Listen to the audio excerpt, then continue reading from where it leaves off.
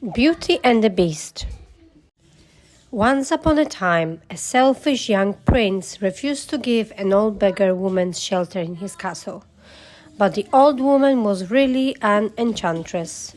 As punishment, she turned the prince into a terrifying beast and cast a spell on everyone in the castle. Giving the beast a magic rose, she said, "This will bloom until your 21st year. If you learn to love another and earn that person's love before the last petal falls, the spell will be broken. If not, you will remain a beast forever." Meanwhile, in a sleepy village nearby, an inventor named Maurice lived with his beautiful daughter Belle. Gaston, a strong, handsome young man from the village, had decided that he wanted to marry Belle. Gaston arrived at Belle's house, confident that Belle would agree to marry him. But when he asked her, Belle refused him without a second thought.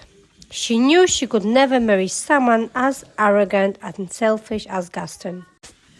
One day, Maurice set off for a fair with his last invention.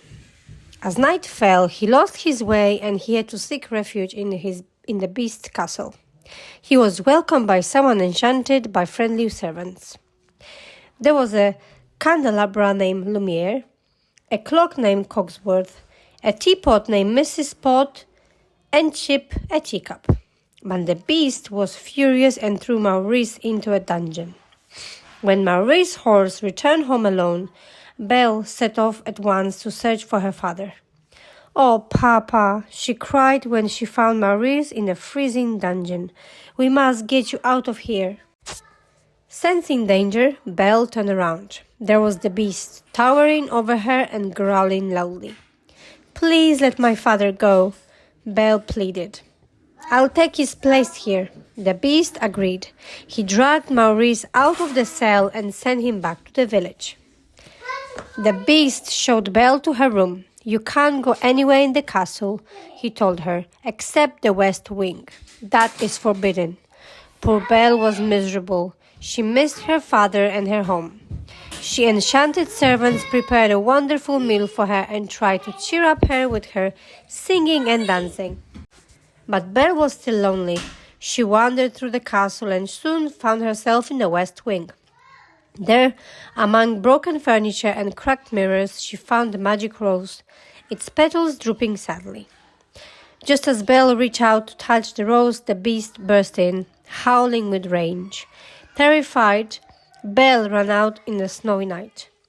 Belle leaped into her father's horse and set off blindly into the dark forest.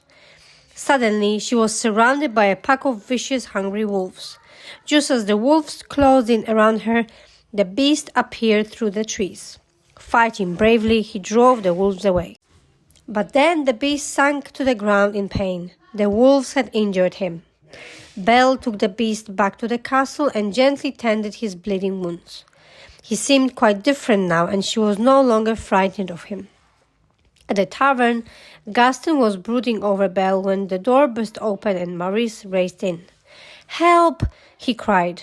"Belle is being held prisoner by a monstrous beast." Everyone burst out laughing. They thought Maurice was mad. But Gaston smiled to himself. He had thought of the way to make Belle marry him. He called a sinister-looking man over to his table and began to tell him what he had in mind. As the day passed, Belle and the beast spent more and more time together. The enchanted servants were delighted. They were certain that Belle would fall in love with their master and break the spell. But time was running out. Each day, more petals fell from the magic rose. One evening, after dining and dancing together, the beast and Belle sat out on a terrace in the cool night air. "Are you happy here, Belle?" asked the beast. "Yes," replied Belle. "I just wish I could see my father again." "You can," said the beast, and he gave Belle a magic mirror. "This will show you whatever you wish." "Oh, thank you!" exclaimed Belle. But as she gazed into it, Belle saw her father lost and trembling with cold as he searched for her. Although the beast loved Belle, he knew he had to let her go to her father. "Take the mirror with you," he said sadly, "so you can remember me." Belle set off from the castle and soon found Maurice. She brought him safely home and put him to bed. The next day, Gaston arrived at Belle's house with a crowd of villagers. He said that Maurice would be taken to an asylum unless Belle agreed to marry him. "My father is not mad," cried Belle.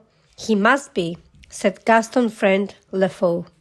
"He was raving about the monstrous beast." "The beast is real," cried Belle. "Look!" She held up the magic mirror and the crowd saw the beast for themselves. They refused to listen when Belle told them the beast was kind and good. Instead, they marched to the castle and broke down its doors. Cogsworth led the enchanted servants in a brave defense, but the beast was too heartbroken to fight. Gaston forced him onto the castle roof. Only when he heard Belle's voice did the beast look up. "You came back!" he cried, rushing to embrace Belle. This was the chance Gaston had been waiting for. Drawing his dagger, he stabbed the beast in the back. But as the beast collapsed, Gaston tripped and fell tumbling from the roof. Belle ran to the wounded beast and knelt down to kiss him.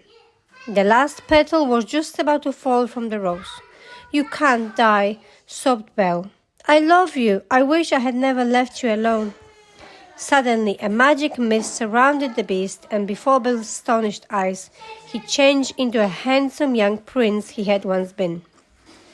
One by one, the enchanted servants became human again. Weeping with joy, they laughed each other as the prince swept Belle into his arms. The princess found his true love at last, and the spell of the enchantress was broken. As the sun burst through the clouds, they knew they would all live happily ever after.